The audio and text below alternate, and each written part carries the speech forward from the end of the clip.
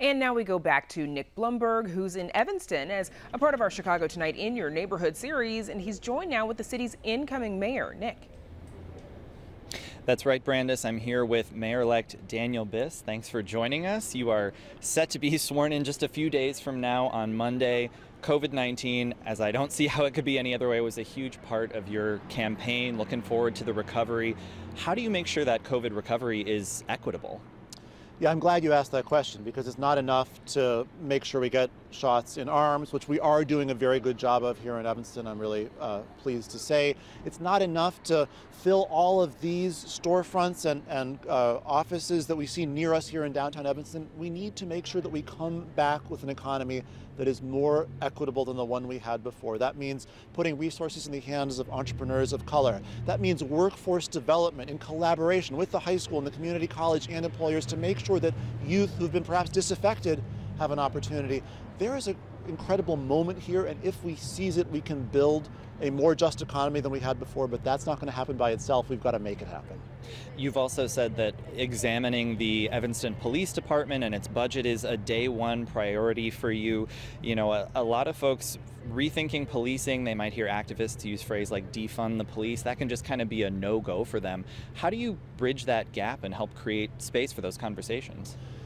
You know, I don't really try to get mixed up in the question of what language other people use. What I want to do is work on facts and data and the basic values that we have as a community. And those values dictate what I would call a more humanistic approach to providing for public safety, where the deployment of force and violence are really a last resort, not a first step. And that means building up our capacity on things like mental health care, substance abuse treatment, other forms of victim services, different ways of doing traffic stops and crowd control and more. And if we do that properly, not only are we providing a better quality of shared public safety for all, we're also supporting our police officers rather than allowing a kind of mission creep that has them doing all kinds of things they weren't initially trained for and didn't initially sign up to do.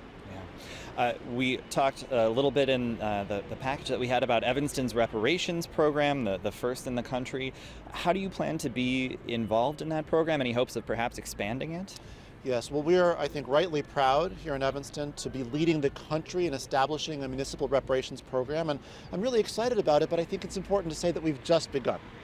Just recently, the council authorized the first 4% of the reparations dollars that are going to be going out the door, hopefully relatively shortly. That leaves 96% of the money that we still need to determine how it's going to be allocated, what kind of programmatic decisions are going to be made, and then, as you said, we've got to grow that pot, because by the way, the money coming in so far doesn't address all the inequities, and it's not coming from all the different sources that did the harm that we're trying to repair, right? We're not far from Northwestern University. If you look at their historic practices when it comes to racial segregation among their student body, they contributed to the harm. We need to engage them in repairing the harm. Look at the financial institutions that participated in redlining and residential segregation. They participated in exacerbating that harm, and now they need to step up to the plate and repair it. So there is a lot of work left to do on this issue.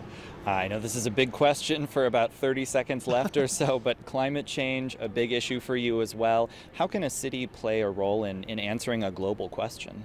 The thing about climate change is no one institution, whether it's you personally or the United Nations, can do it alone, which means we all have to step up. And Evanston has a strong climate action and resilience plan. That means we've got a lot of work to do when it comes to transportation and building codes and waste disposal and more to live up to the commitments that we've already made, and I am dedicated to make sure we do just that. All right, well, Mayor-elect Daniel Biss, thank you so much for spending part of your evening with us. We appreciate it. It's good to see you. Thanks for having me.